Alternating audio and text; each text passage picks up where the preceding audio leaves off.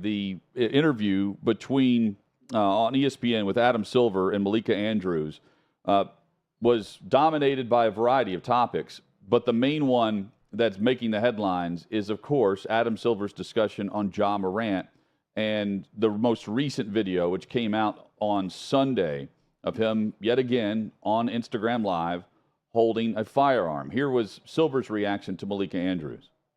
What did you say to him about how much more severe it would be if he did this again? Well, we talked directly about the consequences first before we got to a subsequent potential to have done something wrong. We were very focused on the misconduct that was in front of us at the time.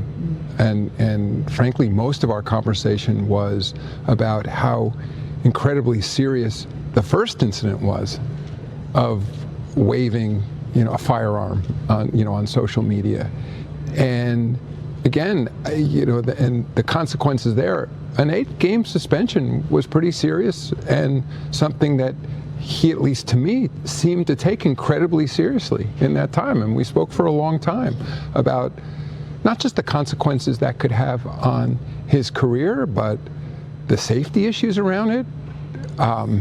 Could have injured, maimed, killed himself, someone else with an act like that. And also the acknowledgement that, as you said, he's a star. I mean, he has an incredibly huge following. Yeah. And that my concern, and I thought he shared with me, that millions, if not tens of millions of kids globally would see him as having done something that was celebrating in a way. That act of using a firearm in that fashion. And so I at least was left with the sense that he was taking this incredibly seriously. So honestly, I was shocked when I saw this weekend that video. Now, we're in the process of investigating it, and we'll figure out exactly what happened to the best we can then. It's the video's a bit grainy and all that, but I'm assuming the worst, but we'll figure out, exactly what happened. There's Commissioner Adam Silver of the NBA with Malika Andrews from the NBA Draft Lottery coverage last night.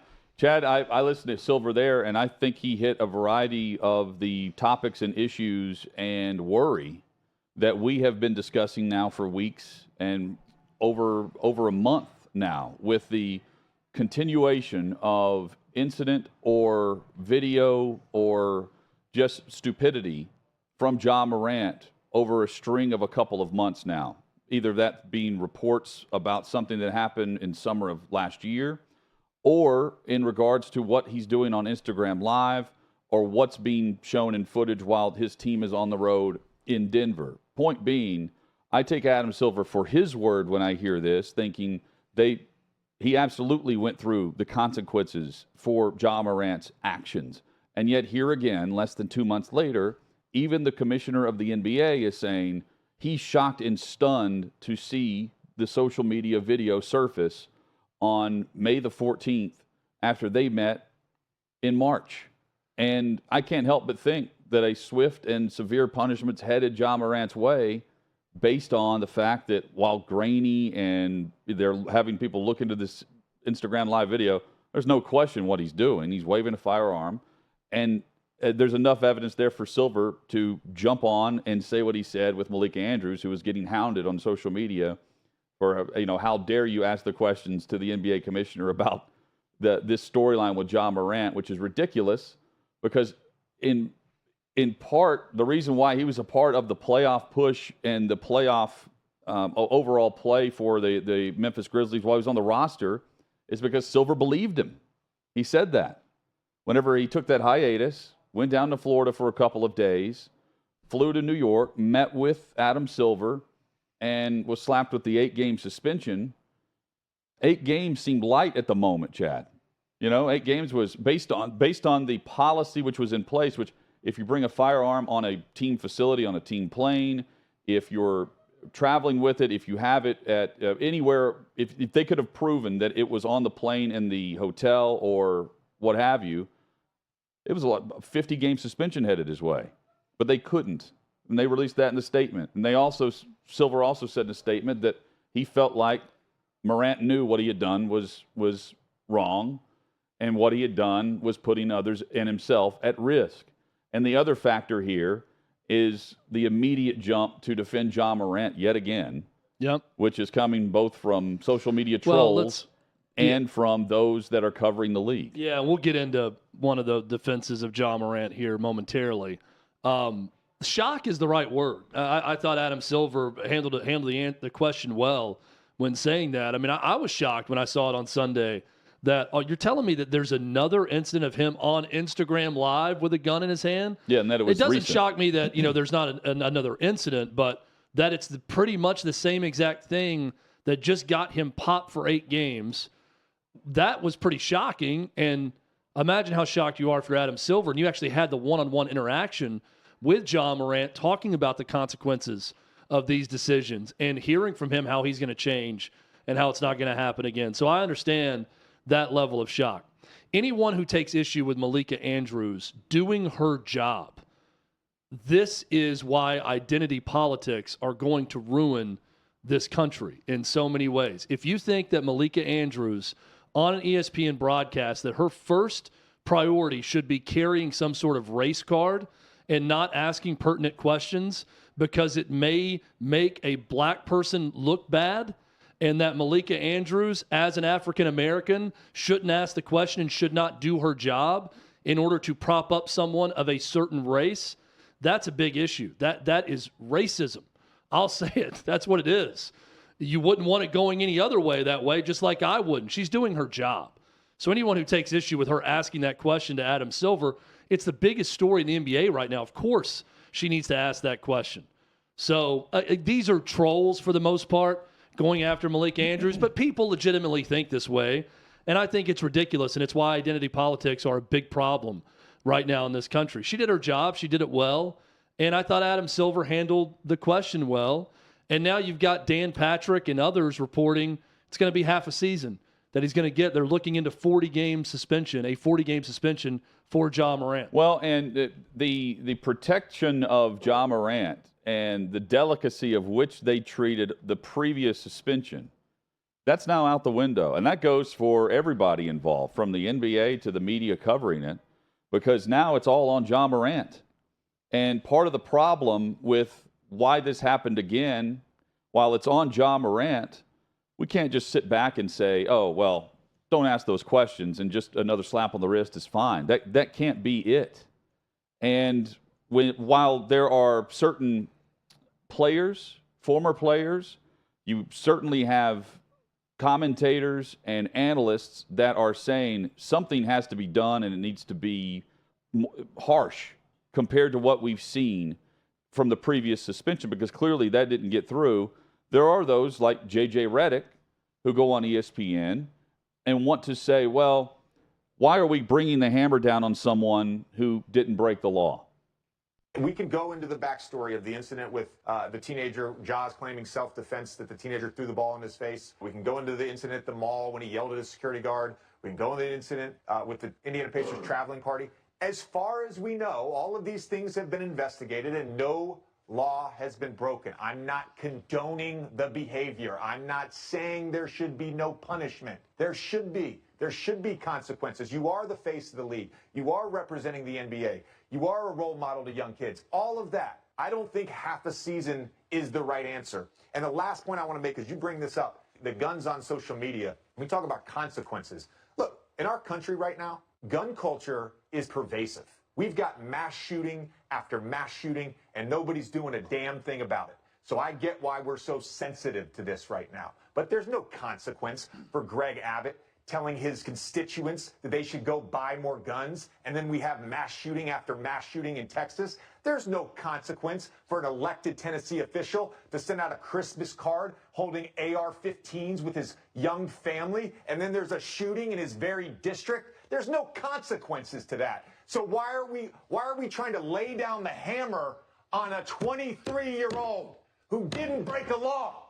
Explain that to me. Well, both can be true. And Chad, you stated this on Monday. Both things can be true. Both can be stupid. both can be punished in different ways. One could lose votes the next time the election rolls around. The other is has to uphold whatever's in the collective bargaining agreement and whatever the meeting was about with Adam Silver. And it's the string of incidents that's leading down a path to where we can see everything crumbling for Ja Morant.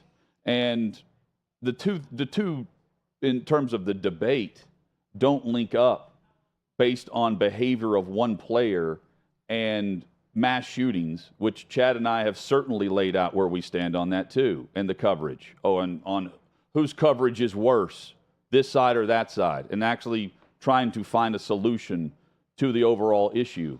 And in many ways, instead of trying to ask, okay, how do we find a solution for Ja Morant and actually make sure he doesn't throw everything away, it's how stiff should the penalty be? And, oh, that's too harsh because we're seeing it elsewhere, so it's acceptable in this case. Yeah, I mean, I think everyone should be on the side of anti-mass shootings. I don't think that's a stretch to say that, and I think it should be universal that you don't say the name of the shooter, regardless of what side politically you fall on. If you want to point out the shooter is one thing or not, just don't say it. Let's not glorify it. And I find the whole glorification of guns to be extreme right now in the country.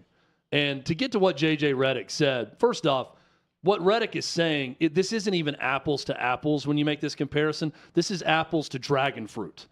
It's not the same, okay? And I want to go there. Yes, I think Greg Abbott telling everyone they need to go out and buy guns is odd. Just like I think Andy Ogles, the representative here in Tennessee, posing with AR-15s with his entire family and young children. What planet are we living on when I see that? It's very, very weird. Now, what those guys are saying, though, is you have the right to protect yourself. Gun violence is a problem. If you are a law-abiding citizen, you should be the ones owning guns, right? Now, if I'm an elected official, I'm not going out of my way to take photos of AR-15s or tell everyone to go out and buy a gun. But what they're talking about is a lot of gun violence in the inner cities, places like Chicago and Washington, D.C. Now, the flip side of that is the glorification of gun culture in the inner cities with rap music, with what we're seeing with Ja Morant. That's exactly what it is. Where it's cool, right, to have a gun on you and to, even if you're not living what many would say would be that life, it's cool to portray yourself as living that life. So we're looking at two different ends of the spectrum of glorifying gun culture. I'll raise my hand. I think it's all dumb. But J.J. Redick is making yet another false equivalency. If Andy Ogles or Greg Abbott has a history of pointing a laser pointer at another political party's bus and being investigated for that with a gun, if they punched a teenager and said, I'm going to do something else to you, and went and got a weapon, then we would be judging those photos or those statements very differently than we are with Ja Morant. So, again, not apples to apples. Apples to dragon fruit in this scenario. And what Ja Morant is doing is very dumb. I think the over-glorification of gun culture in any way is foolish, especially right now when we see this mass shooting problem we have in this country. But J.J. Redick is making a false equivalency. It's not the same thing. And when you do that, Hutton, and we know this, when you take your eye off the ball, and you immediately go to, just like coverage of any mass shooting, when you take your eye off okay, here's the problem, let's try to assess the problem, let's all work towards a solution, instead of on a sports show like J.J. Redick's on, and you're talking about the Ja Morant situation, and you say, no, don't look at this ball over here, let's look at this one. It's a magic act we're doing. The real problem are Republicans in Texas and Greg Abbott and that gun culture and not this gun culture. No, the Ja Morant gun culture is a big problem. And what he's glorifying and what he's rapping about and what he's showing and what he's doing in a strip club is also a huge problem in this country. And he doesn't need to be representing that as a star in the NBA, and the NBA needs to assess it. No one's saying he should be arrested or that he's done something illegal, but the NBA is going to have to deal with it and deal with it harshly. Well, it's more of just all talk, but with no solution. Yep. And headed in the circle yet again. In the news cycle in coverage of Ja Morant. And in large part, that cyclical coverage led us all to be shocked yet again, even though at the time we knew it was a slap on the wrist. Shannon Sharp called it a drive-through therapy session that he took down in Florida instead of a 6-week deal. Yep. Drive-through, and then he's back into the NBA. That can't happen again because the guy's way too talented and has way too much to lose, and he's losing it right in front of our eyes. That should be the focus of this story, this individual story.